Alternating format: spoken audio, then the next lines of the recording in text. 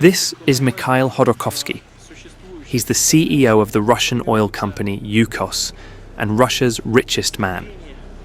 And right now, he's at a meeting with the country's other oligarchs and President Vladimir Putin. It's late February 2003. Hodorkovsky's been asked to say a few words about corruption, something that's plagued Russia for decades. But instead of doing what you'd usually do, perhaps blame a few customs officials or a greedy mayor somewhere far from Moscow, he did something else. Something that will cost him everything.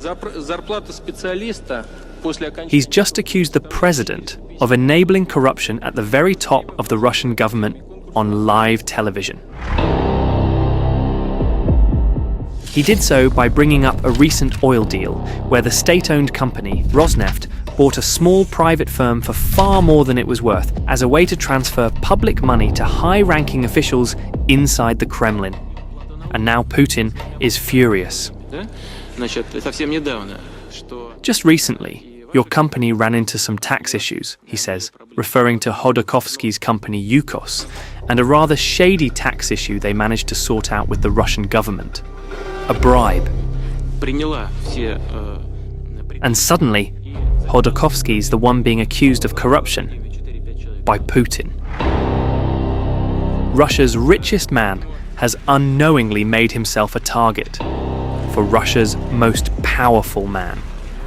And he doesn't miss.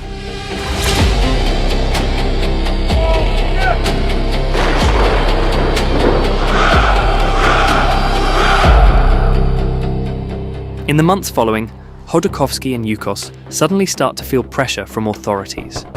It doesn't take long for several Yukos-related companies to come under investigation. And one by one, Hodorkovsky's closest allies are arrested and their apartments and offices are raided. Naturally, Hodorkovsky's friends and advisors beg him to get out of Russia before it's too late, but he refuses to flee. His company Yukos is in early talks to sell a major stake to the American oil giant ExxonMobil. If it goes through, an American company could gain significant influence over one of Russia's largest oil producers. For Putin, that would be a disaster. At around 5 a.m. in late October 2003, Hodorkovsky's private jet lands in Novosibirsk to refuel during one of his many business trips. Suddenly, the tower informs the pilots that they've been selected for a routine check. They'll need to board the plane for inspection before they can take off.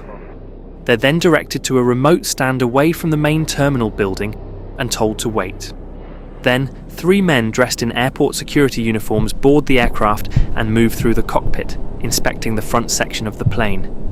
Just as they're about to leave, the sound of heavy footsteps can be heard from outside. Masked men, armed with automatic weapons, are standing directly in front of the cabin door. And Hodorkovsky knows who they are. Spetsnaz, the most dangerous special forces unit of the FSB. And they're here for him. That same day, Hodorkovsky is flown to Moscow and placed before a judge. As the charges are read, massive fraud, forgery, embezzlement, tax evasion and contempt of court, he simply smiles in disbelief. The court claims his crimes have cost Russia over $1 billion and orders him imprisoned while investigations continue.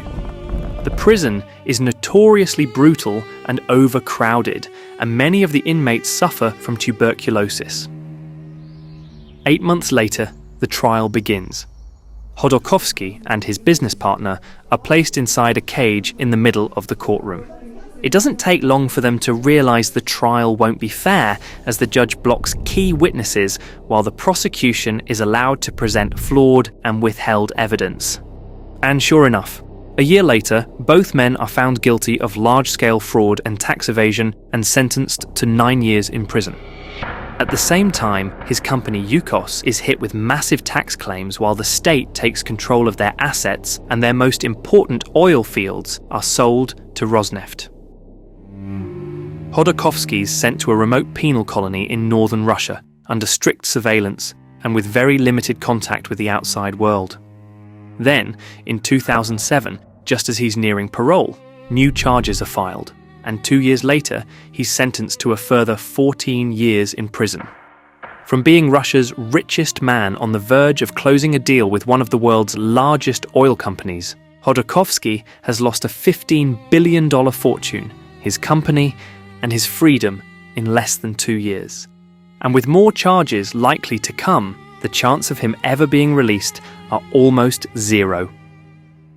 But then, in 2013, rumours suddenly start to spread that Putin has new plans for Khodorkovsky.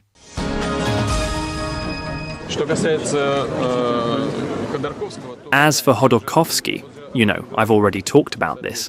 A decree for his pardon will be signed soon. Out of seemingly nowhere after his annual end-of-year press conference, Putin suddenly announces that Khodorkovsky will be pardoned. Completely. As host of the upcoming Winter Olympics, Russia has suddenly found itself under pressure over its human rights record. And so, according to insiders in the Kremlin, Putin has decided to release notable political prisoners, including Khodorkovsky. And sure enough, a few days before Christmas, Khodorkovsky is released from his prison camp in Segedja. After having served more than 10 years in some of Russia's most brutal labour camps, he's free. Khodorkovsky was one of the first oligarchs to challenge Putin publicly, but he also benefited from exploiting the same system he later criticised. And it's probably fair to assume that had it not been for his usefulness to gain goodwill, chances are he'd still be in prison. Today, he lives in exile and remains a prominent critic of Putin and the authoritarian regime in Russia. In recent years, he's funded independent news outlets, backed exiled opposition figures, and helped other Russians fleeing political persecution. One day, he hopes to return to Russia when it's safe and free.